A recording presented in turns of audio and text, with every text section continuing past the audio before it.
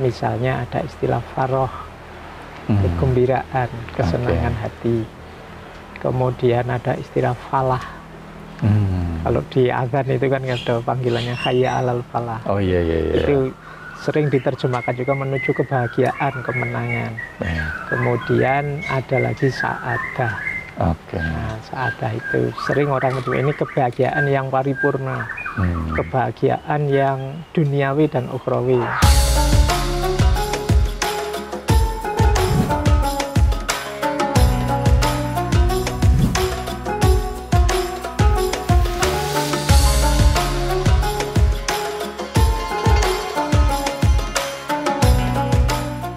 Assalamualaikum warahmatullahi wabarakatuh.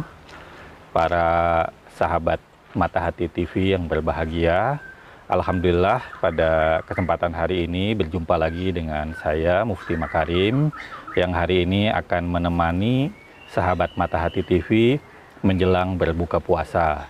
Semoga kita semua ya, para sahabat Mata Hati TV senantiasa diberikan kekuatan untuk menjalankan ibadah puasa, sehingga nanti sampai akhir bulan Ramadan ini seluruh ibadah puasa maupun ibadah-ibadah lainnya dapat terlaksana dengan baik. Sahabat Mata Hati TV yang berbahagia, pada kesempatan ini kami kembali kepada sahabat-sahabat sekalian untuk membawakan satu obrolan ya, satu diskusi terkait dengan tema mencari kebahagiaan hakiki dari perspektif tasawuf dan filsafat Islam. Nah, tentu ini sesuatu yang berbeda ya dari kajian-kajian yang sebelumnya dari Mata Hati TV, karena biasanya kita bicara soal tema-tema yang berkaitan dengan ibadah, yang berkaitan dengan dakwah, dan pada kesempatan ini kita akan bicara tema-tema yang lebih filosofis ya, tema-tema yang lebih bicara tentang bagaimana cara kita memahami agama dari perspektif tasawuf dan dari perspektif filsafat Islam. Nah, tema yang tadi saya sampaikan yaitu mencari kebahagiaan hakiki sebenarnya adalah suatu tema yang selama ini juga menjadi harapan ya, menjadi cita-cita dari banyak orang atau dari banyak kita semua, bahwa pada dasarnya manusia itu kan ingin selamat, ingin bahagia, ingin sukses. Nah, tapi pertanyaannya apakah keselamatan, kesuksesan, kebahagiaan yang selama ini mereka impikan itu benar-benar merupakan kebahagiaan yang hakiki, sesuatu yang memang akan membawa keselamatan baik dalam kehidupan kita di dunia maupun di dalam kehidupan kita nanti ketika di alam akhirat. Nah, pada kesempatan ini sahabat Mata Hati TV, kita mengundang narasumber yang luar biasa ya, Bapak Dr. Fakhrudin Faiz ya. Beliau adalah pengajar filsafat di Universitas Islam Negeri Sunan Kalijaga. Assalamualaikum Pak Fakhrudin. Waalaikumsalam. Sehat Pak Fakhrudin ya? Alhamdulillah. Semoga digampangkan ibadah puasanya Pak ya. Amin, amin. Ya, baik. Pak Fakhrudin, seperti yang tadi saya sampaikan bahwa diskusi ini sebenarnya lebih merupakan obrolan santai ya Pak ya, terkait dengan tema pencarian kebahagiaan hakiki. Nah, saya ini banyak menyimak pengajiannya Pak Fakhrudin ini, ngaji filsafat ya. Ini sesuatu yang luar biasa Pak. Ya, jadi izinkan saya mulai dengan pertanyaan Pak ya, karena ini tema berkaitan dengan kebahagiaan hakiki. Mungkin pertama, kira-kira menurut Pak Fakhrudin ya, sebenarnya bagaimana Islam memandang konsep tentang kebahagiaan secara umum, baik itu yang berkaitan dengan kebahagiaan duniawi maupun kebahagiaan ukhrawi. Mungkin bisa dimulai Pak Fakhrudin. Baik, kalau dalam Islam itu ada beberapa term, beberapa istilah yang itu konotasinya bisa mengarah pada kebahagiaan. Baik. Misalnya ada istilah faroh, kegembiraan, kesenangan hati.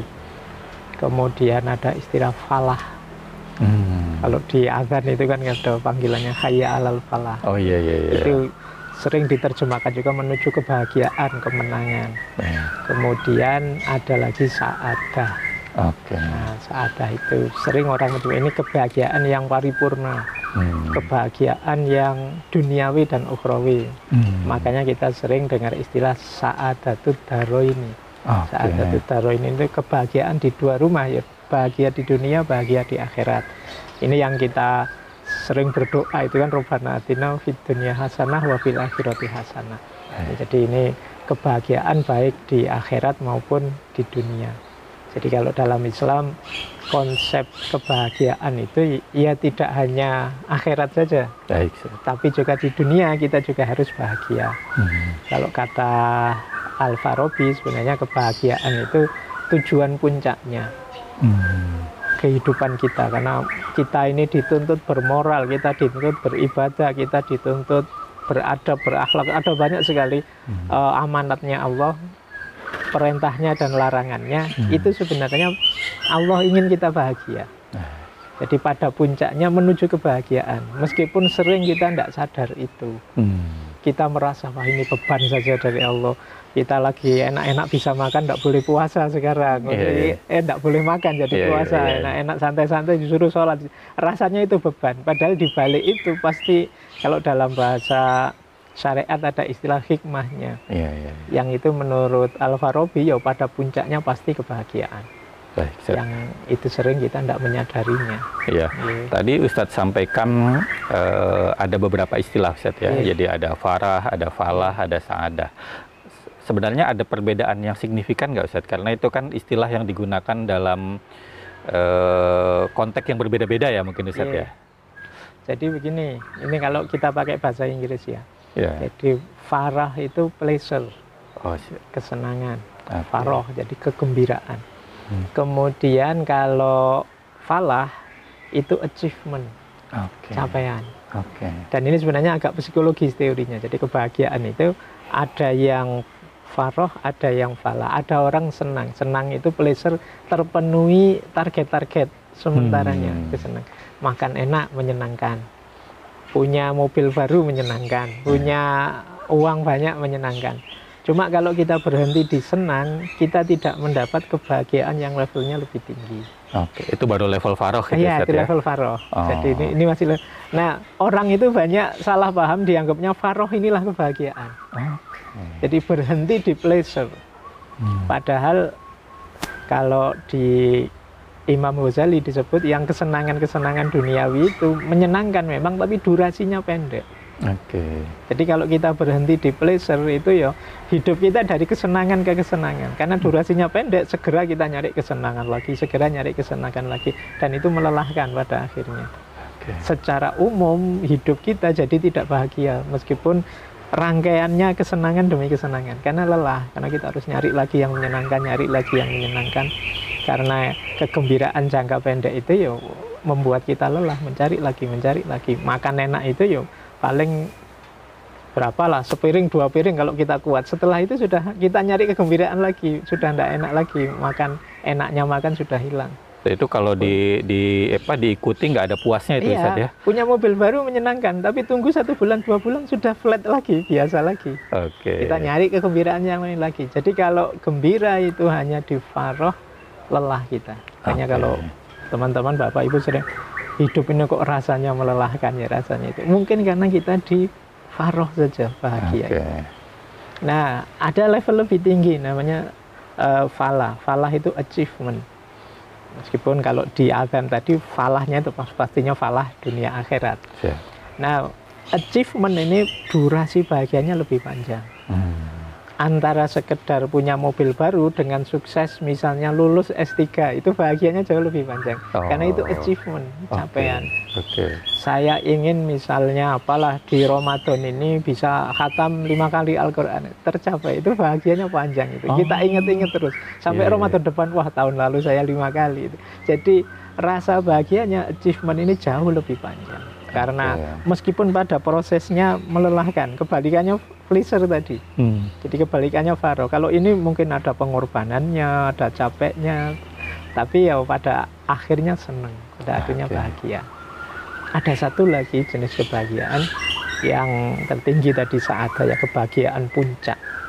Kebahagiaan puncak itu sifatnya jauh lebih spiritual sebenarnya. Jadi bahagia ya ketika kita dekat dengan Allah, bisa menjalankan perintahnya, menjauhi larangannya tanpa pamrih apapun. Nah, itu membahagiakan. Menarik Pak.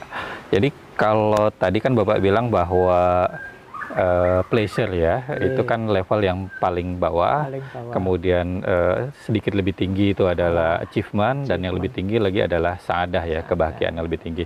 Nah, kira-kira sebenarnya apakah kalau kita hanya mengejar pleasure atau hanya mencapai tahapan falah, itu sebenarnya sudah dianggap baik atau tidak sih Pak, dari perspektif agama? Manusiawi. Kalau bagi agama, kita ingin makan enak, kita ingin punya harta, punya kekayaan, menikmati dunia ini, itu bagi agama manusiawi. Makanya kalau dalam Quran itu zuyina linnasi hubbus syahwat dan seterusnya, itu manusiawi kalau kita. Jadi nggak salah juga sebenarnya Pak ya? Nggak salah, cuma jangan berhenti di situ. Itu problemnya ya. Problemnya kita ini sering berhenti di situ, berhenti di pleasure. Seolah-olah itu sudah bahagia. Jadi kalau ditanya, sampean bahagia? Sudah, saya mobil banyak, rumah banyak, uang banyak, jadi kurang apa lagi saya. Itu rumus bahagia versi pleasure. Jadi boleh sih begitu mungkin, tapi gunakan pleasure itu untuk achievement. Jadi saya dengan uang banyak, saya bisa mewujudkan cita-cita saya, misalnya apalah, membangun pesantren, menyantuni anak yatim, mereka boleh ini achievement sudah. Jadi tidak sekedar senang yang sesaat, tapi juga punya investasi jangka panjang. Jadi senangnya bisa durasinya jauh lebih panjang. Jadi sebenarnya kalau ditarik azan tadi Ustadz sampaikan ya, hayya alal falah itu sebenarnya itu ya? Iya, jadi kita mencapai kebahagiaan yang lebih tinggi, jangan sekedar kesenangan, jangan sekedar. Kita sering menerjemahkannya kepuasan. Kepuasan itu ya senang tadi. Puas saya sudah dapat gaji sekian, puas saya sudah. Nah, ini pleasure levelnya masih faro. Jadi membacanya bisa dibalik. Kalau kita sudah achievement, pasti pleasure, pasti menyenangkan. Bahkan pleasure yang durasi jangka panjang. Nanti lebih tinggi juga begitu. Kalau kita sudah sampai makom sa'adah, itu pasti berawal dari achievement, capaian-capaian. Sehingga kita mencapai sa'adah. Nah, Ustadz, ini luar biasa ini. Saya lihat kita itu lebih sering mengkonfrontasikan ya, seolah-olah kalau kita menikmati dunia, menikmati capaian-capaian dunia itu sesuatu yang dalam tanda kutip tidak islami lah, tidak sesuai dengan ajaran agama. Tadi Ustadz sampaikan bahwa itu sebenarnya manusiawi loh, agama juga tidak melarang, tapi jangan berhenti kan kira-kira di situ. Nah, apa Ustadz tanda atau batasan yang menunjukkan bahwa kalau sudah sampai di situ harus berhenti supaya kita bisa sampai ke level yang lebih tinggi, Ustadz? Ini kalau ini kita pakai teori filsafat ya untuk sini. Jadi mungkin kita baca misalnya Imam Ghazali di kitab beliau yang terkenal sekali itu, Kimia Us-Sa'adah. Beliau menyebut yang tadi ya, senang-senang yang sesaat, yang sementara, yang manusiawi itu, beliau menyebut itu urusan perut ke bawah. Beliau menyebutnya nafasnya namanya jenis bahimah, seperti binatang ternak. Binatang ternak itu kan puasnya dengan kalau terpenuhi kebutuhan-kebutuhan perut ke bawah, makan enak, punya uang banyak. Jadi kalau kita berhenti di situ, sebenarnya kritiknya Imam Ghazali seperti binatang ternak. Tapi memang harus dipenuhi. Jadi tidak boleh kita tidak makan, tidak minum sama sekali, tidak menikah misalnya, tidak boleh. Harus dipenuhi. Karena manusiawi tadi. Manusiawi. Kalau tidak dipenuhi bahaya malahan. Kalau tidak dipenuhi, kata Imam Ghazali, mungkin level atas keinginan, spiritualitas bisa saja tidak mungkin terpenuhi. Kalau yang bawah ini tidak terpenuhi. Kalau kita tidak makan sama sekali, kelaparan, apa bisa sholat khusyuk misalnya.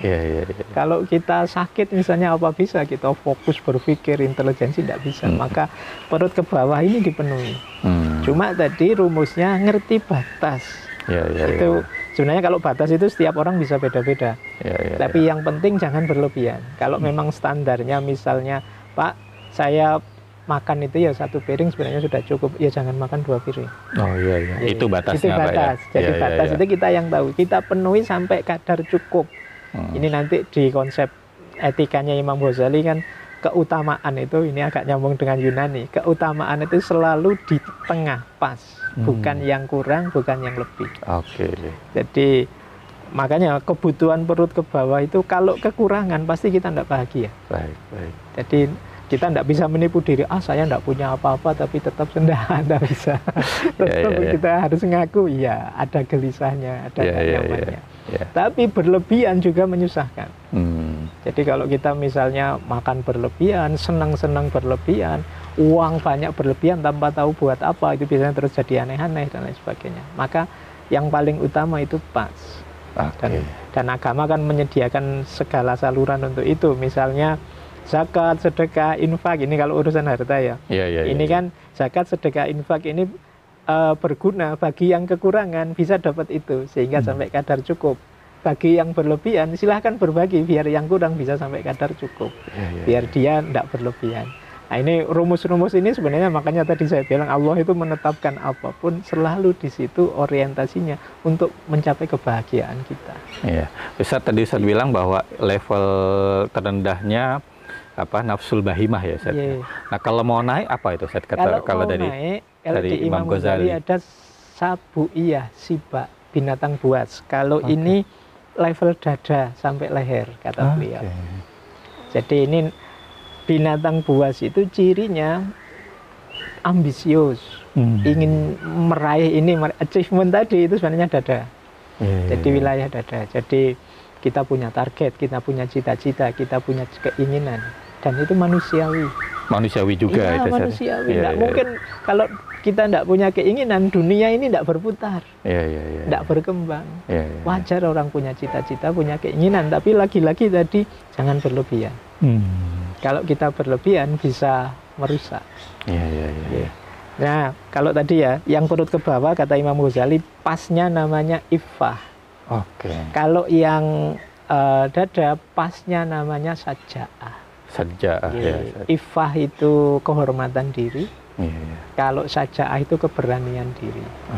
Berani itu kan tengah-tengah antara pengecut, tidak berani berkeinginan, atau nekat. Jadi nekat itu tidak ngerti takarannya. Misalnya tidak ngitung, saya pokoknya kalau bisa minggu depan bisa jadi presiden. Lah itu nggak ngukur keinginannya. Boleh orang keinginan, tapi kalau tidak realistis begitu nanti sumber masalah, sumber tidak bahagia.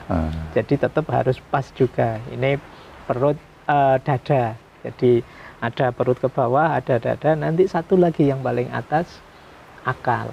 Jadi kepala. Ini tinggi, ini berhubungan dengan berpikir, rasio, berhubungan dengan ilmu. Tapi tetap menurut Imam Ghazali kadarnya cukup. Kurang tidak boleh, lebih juga bahaya. Wah, apa itu tandanya saat kalau lebih dan kurangnya? Jadi kurang itu berarti bodoh, tidak punya ilmu, tidak punya pengetahuan. Itu untuk hidup kita mengkhawatirkan. Berlebihan itu mungkin ada istilah ngawur, kemudian sekarang banyak hoax, informasi yang tidak penting membanjir di kepala kita, itu banyak kan. Kalau kita mau kritis, ada banyak pengetahuan yang tidak ada gunanya di kepala kita. Itu eman-eman waktunya, eman-eman ruang di kepala kita yang terisi barang yang tidak penting. Jangan misalnya kita tiap hari medsosan itu, kadang ada banyak informasi, banyak berita, banyak yang mungkin bohong, mungkin tidak penting, tidak perlu, dan kita tidak bisa memfilternya, dan itu membanjir di kepala kita. Ini mungkin rumus berlebihan di Imam Ghazali. Jadi cari ilmu pun yang memang manfaat, yang berguna untuk kita. Jadi harus pas. Pasnya kata Imam Ghazali, kalau tadi yang bawah iffah, yang tengah saja'ah, yang di kepala ini namanya hikmah. Jadi kadar tengah-tengah itu namanya hikmah. Jadi pengetahuan yang memang berguna, bermanfaat untuk kehidupan kita. Jadi tidak sekedar sign for sign, ilmu ya ilmu, tapi memang ada manfaatnya, ada gunanya untuk hidup. Nah, kalau di Imam Ghazali, kalau tiga nafas ini, tiga komponen jiwa kita ini dalam kondisi stabil, ada di ranah keutamaan, tidak kurang, tidak lebih, di situ kita akan bahagia. Luar biasa, sahabat Mata Hati TV. Ini baru pembukanya aja kita udah dapat dagingnya ini ya, udah ada bobotnya ini dari Pak Faiz. Pak Faiz, jadi kalau saya boleh simpulkan, yang membedakan ya ketika seseorang itu dianggap berhasil mencapai saadah itu sebenarnya ilmu ya Pak ya? Kuncinya nanti di ilmu untuk kita bisa mencapai saadah. Ilmu seperti apa Pak? Karena kan kita kan dijejali macam-macam nih, bahkan termasuk ilmu agama juga. Kita belajar ibadah, belajar memahami akidah dan lain sebagainya. Tapi ternyata ya banyak di kita juga yang levelnya itu mungkin barangkali ya masih di level pleasure atau di level achievement, belum sampai ke yang sa'adah. Nah, kira-kira tuntunan tasawuf atau tuntunan dari agama ini seperti apa, Pak, untuk bisa mendapatkan ilmu yang bisa membantu pencapaian sa'adah itu, Pak? Jadi ini saya pakai rumus lagi, enggak apa-apa lah teman-teman, biar dapat banyak wawasan. Ini dari Imam Syafi'i kalau tidak salah. Ini menarik. Ini juga berhubungan dengan kebahagiaan kita. Kata beliau begini, jasad kita ini berharga karena ada jiwanya. Ini semacam quote ya. Jiwa kita itu berharga karena ada ilmunya. Ilmu kita berharga karena ada amalnya. Amal kita berharga karena ada ikhlasnya. Ini menarik nih, komposisi diri ideal. Jadi jasad kita berharga karena ketika ada nyawanya, ada jiwanya. Kalau tidak ada jiwanya, jenazah saja kita ini. Kita tidak ada harganya. Nah, jasad dan jiwa ini berharga, bernilai. Kita terhormat. Kita sebagai manusia berharga ketika ada ilmunya. Kalau kita tidak ada ilmunya, ya kita seperti manusia yang tidak serius hidup. Ketika ada ilmunya. Cuma jasad yang bernyawa, yang berilmu ini berharga ketika ilmu itu ada amalnya. Jadi segala kebaikan, segala wawasan kebenaran yang kita tahu, kalau itu kita jalankan, di situ ilmu tadi ada harganya. Sebanyak apapun ilmu, kalau tidak mengubah hidup kita, tidak bisa kita terapkan sehari-hari, ya tidak ada gunanya. Seluas apapun wawasan kita, mungkin Bapak Ibu teman-teman di Ramadan ini dapat banyak sekali input, nasihat, wawasan, ilmu dan lain sebagainya. Itu tidak ada harganya kalau tidak mengubah hidup kita jadi lebih baik. Dengan amal tadi. Jadi ilmu berharga ketika ada amal. Pada puncaknya, amal itu berharga ketika kita ikhlas. Jadi amal yang didasari ilmu itu kan luar biasa mestinya amalnya ya. Tapi kalau tidak ikhlas juga tidak bernilai.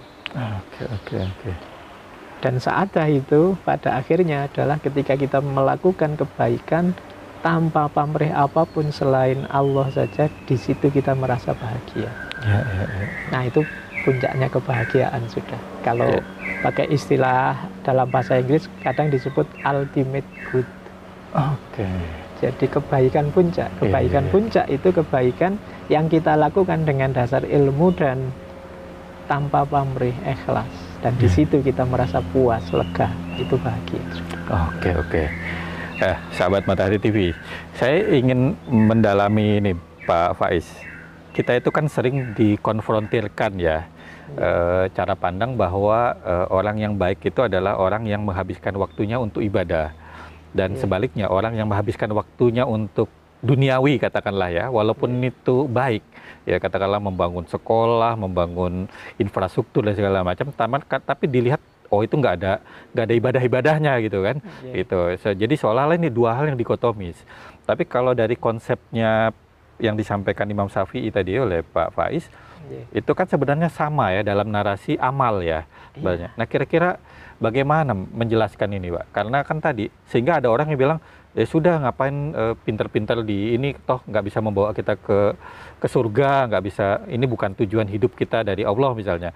Jadi habiskan waktu untuk ibadah. Tapi di sisi lain banyak orang juga melihat bahwa ketika berlebihan dalam ibadah, urusan duniawinya terlantar, itu juga membahayakan kan, Ustaz bilang tadi. Gimana Ustaz melihatnya itu, Pak? Kalau saya sih yang pertama, mari kita review kembali konsep kita tentang ibadah. Jadi ya memang kalau definisi kita tentang ibadah itu sempit saja, bahwa ibadah itu ya sholat, puasa, zakat, ini sempit saja yang mato-mato. Ya yang aktivitas-aktivitas sosial, kebaikan-kebaikan budaya, kebaikan ekonomi, politik, mungkin rasanya bukan masuk ibadah. Itu kalau kita salah definisi tentang ibadah. Jadi bahkan dalam Islam pun ada ibadah madho, ibadah khairu madho, macam-macam rumusnya ibadah. Makanya pertama yuk kita review lagi apa sih yang dimaksud ibadah.